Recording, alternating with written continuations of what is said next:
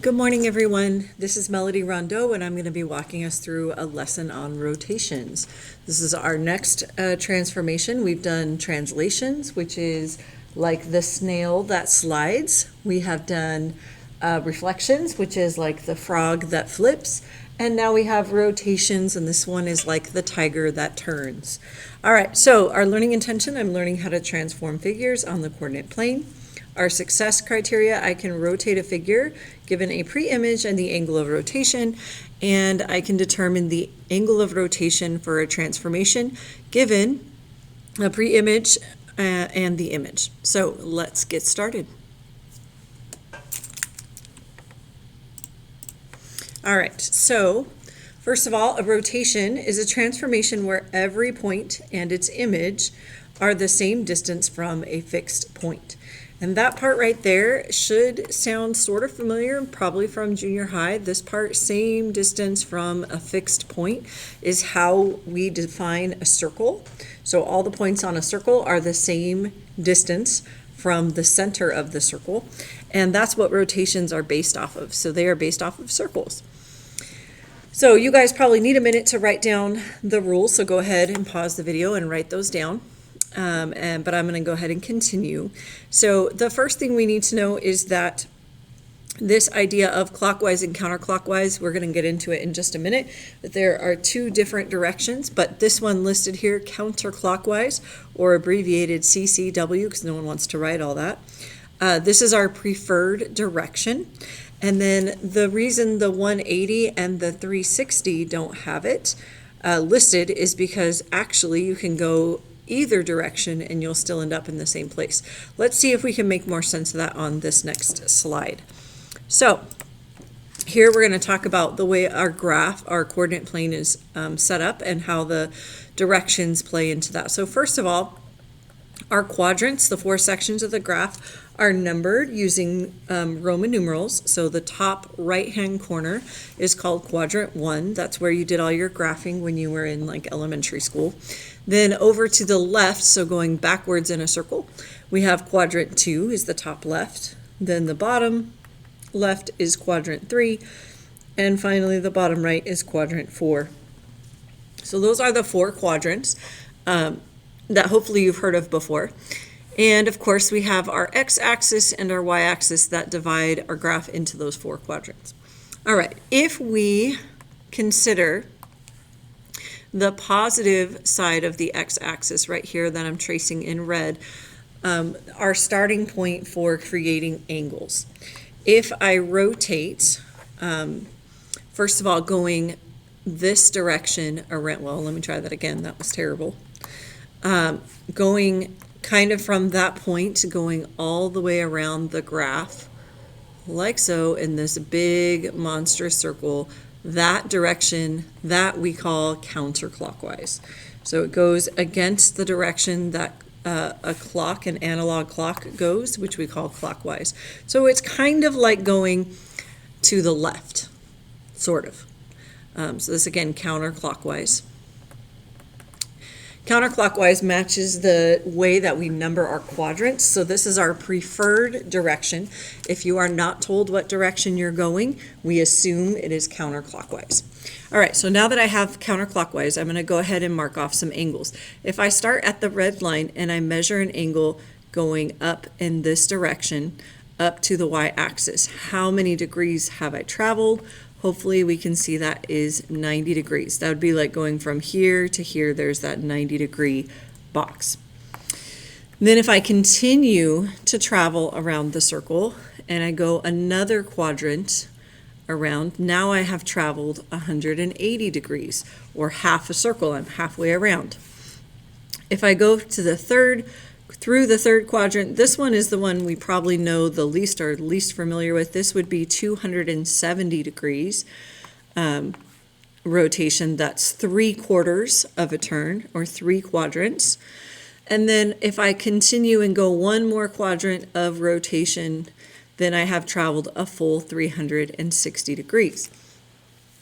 So I mentioned previously that on our previous rule sheet that if I go 180 degrees, it doesn't actually matter what direction I go. So let's see if we can make sense of that. If I start at the red line and I go counterclockwise this way, there's 180 degrees total. But if I go 180 degrees clockwise, which would be going this direction, I end at the same place. So when we rotate 180 degrees, the direction doesn't actually matter because we end at the same location. The same would be true for 360. If I go a whole circle, it doesn't matter what direction I went because I start and stop in the same place. So hopefully that makes a little bit more sense of that. But also in that same way, there's some other common things like, I'm going to change colors one more time on us just to show us. So let's see. Also, if I go 90 degrees counterclockwise, so that was this first arrow that I drew here, there's another way I could end at this same point and still start at the same point. So if I start at the red line, but I want to end at that green dot, I could go the other direction like this, and I would go what we would say is 3 quadrants or 270 degrees of rotation. That becomes important, and we're going to write that down actually back on our rules. So go back to your rules and let's take a look. Here's what we would include in our rules. And that is 90 degrees counterclockwise is actually the same as if I go 270 degrees clockwise. And in a similar way, 270 degrees counterclockwise is the same as if I go 90 degrees clockwise. So I share the rules for both directions there, depending on which direction I'm going and how many degrees. So that would be important to jot down, that we use the same rule for 270 degrees counterclockwise as the rule that we use for the 90 degrees counterclockwise. Hopefully I said that correctly. 270 clockwise goes with 90 counterclockwise. All right, so let's get started with an example then of how to actually do this. So we are going to draw the image of the figure under the given rotation, and here they give us degrees for our rotation but don't tell us what direction. Hopefully you were listening. If they don't give us the direction, we always assume it is counterclockwise. So we already have our pre-image here, but I'm going to go ahead and list our points. So P is found at 2, 1. I have Q at 4, 1, and I have R at 4, -3.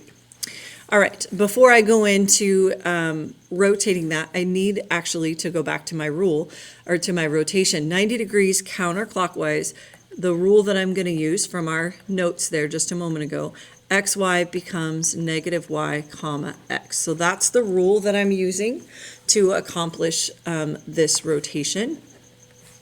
So let's go ahead and apply the rule and we'll see how we do. So here we go with the first one.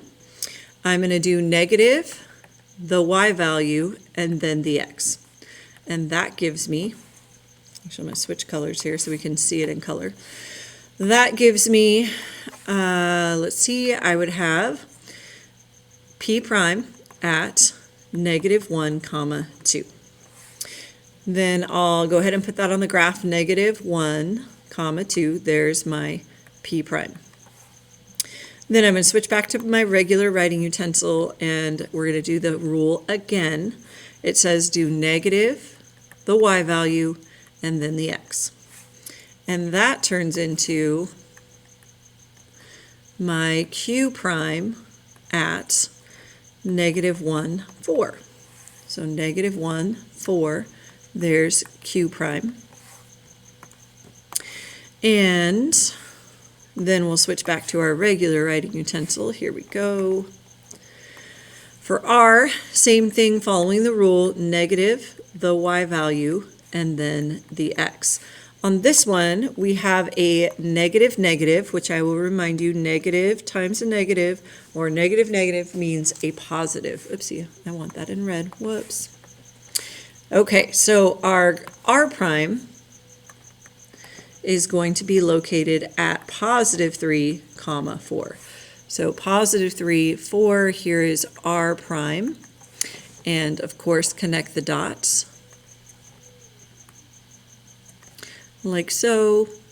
And so hopefully we can kind of see the rotation here counterclockwise. We go here and we rotate over to here. This one we are given our rotation, angle of rotation. We have again 270 degrees, and if they don't tell us what direction, we're going to always assume counterclockwise.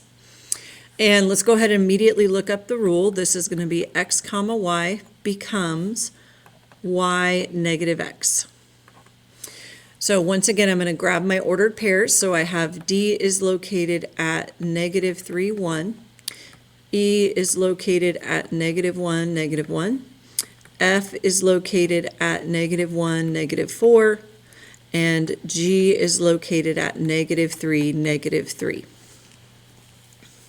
All right, so then I'm going to apply the rule, and let's get to it. So the rule tells me to do the y value, the negative, and the x value. And when I do that, oops, I missed a parenthesis. There we go. All right, so when I do that, I get y value of, I'm sorry, let me try that again. I get d prime. D prime is located at 1 comma positive 3. Remember that negative negative makes a positive. So I'm going to put that on 1, 3, D prime. All right, then I go back to my regular writing utensil. Here goes. I do y and then negative and then my x. And that gives me, again, that negative negative is going to turn into a positive. So E prime is at negative 1, positive 1. So negative 1, 1, there's E prime. And then let's go to F prime again, the y value, and then negative and the x. And that's going to become F prime is at negative 4, 1. Awesome. Negative 4 and 1. There's my F prime. And finally, last one here. I have the y value, the negative, and the x value, and that gives me my g prime at negative 3 comma 3. So g prime negative 3, 3. There's g prime. Connect the dots. Like so. And this one is a counterclockwise rotation, which means, again, trying to visualize it, I start here and I rotate 1, 2, 3 quadrants to go over there. So it's 3 quadrants of rotation to get to that one. So hopefully that kind of makes sense.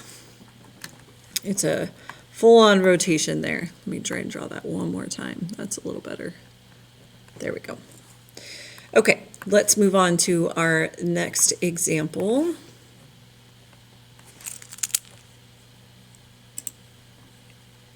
All right, so this one is going to ask us to write the rule in coordinate notation for the rotation shown and describe it in words. So what we're looking for here is to figure out how do we get from one point to the prime point, or from the pre-image to the image.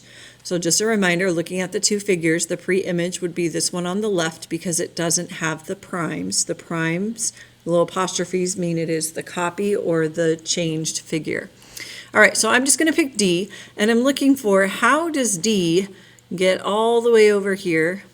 That I would like that to be in one complete motion. Let's see if we can get at least closer. All the way over here to D prime. How many quadrants of rotation did I have to do to get that? If you're not sure, it's okay. We're going to actually test it out. So I'm going to look at D. D is located at negative 4, 2. And it turned into D prime, which is located at 4, negative 2. So if we look at those two ordered pairs, we should be able to figure out the rule. So my xy turned into, well, let's see. I had x was negative 4, but in my answer, the 4 is positive. It's in the same location, so I'm going to keep X in the same spot, but it changes signs, and I use a negative to show that I changed signs. The same thing with the Y, it's a 2, it stays in the same position, but it also changes signs, so it's going to be a negative Y. So remember that negative shows that we are changing signs. Then if I double check, if you look that rule up on your rule sheet, it will tell you how many degrees of rotation it is, or hopefully you can kind of visualize it. This is roughly 2 quadrants of rotation, which is 180 degrees. All right, last one. Same basic idea here. We are going to one more time write the rule, and we're going to look at how to get, again, you can pick any letter. I'm just going to choose R and R prime. So how do I get from R to R prime? So that didn't quite make it to R prime, did it? R to R prime, how much rotation, how many quadrants of rotation did I go, how many degrees? And again, if you're not sure, start with R. And go ahead, let's see, we have R is at -4, 3, and then R prime is at -3, -4. So again, trying to figure out that rule, XY turns into, let's see, this time the X and Y switch places. I have 4 in the X spot and it switches to the Y spot. And then if I look at the signs for the X value, -4 stays -4, it just switches spots. So I'm just going to say X switches to the back. For the 3, the Y value for the R here, 3, it changes to the X spot. So the Y value becomes the X value. But then also it changes signs. So I'm going to make that a -YX. You can look that up in your rules. There are 2 ways actually to look at this particular rotation, because I can go directly like I drew the arrow R to R prime. That would be a counterclockwise. So I would say this is 1 quadrant or 90 degrees counterclockwise rotation. But I could also name it going the opposite direction, and maybe take a minute and think about that. How many degrees would it be going in the opposite direction? The answer there is 270 degrees if I go the other way.